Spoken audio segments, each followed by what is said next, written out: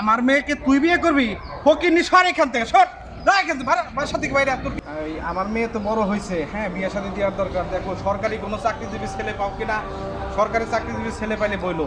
হ্যাঁ ঠিক আছে দোস্ত, ভালো থাকো। আসসালামু আলাইকুম। আসসালামু আলাইকুম। ওয়ালাইকুম আসসালাম। ভালো আছে? আসি ভাইস্তা, তুমি কেমন আছো ভাইস্তা? ভালো আছে। একটা কথা বলছি। কি কথা ভাইস্তা? আসলে কি করে যে বলি, বলো বলো, কোনো সমস্যা নাই, বলো।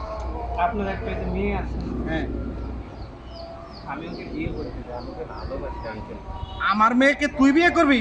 ফকিন্নি সর এখান থেকে, সর এখান থেকে, বাসা থেকে বাইরে। তোর কি যোগ্যতা আছে আমার মেয়েকে বিয়ে করার? রাশিদ ভাই, এই যে আপনার সরকারি চাকরি হয়েছে। সরকারি চাকরি হয়েছে হ্যাঁ। আমার?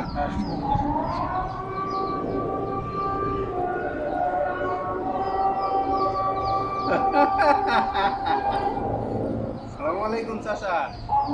এবার কি বলবেন? আমার তো সরকারি চাকরি হাতে চলে আসছে এবার।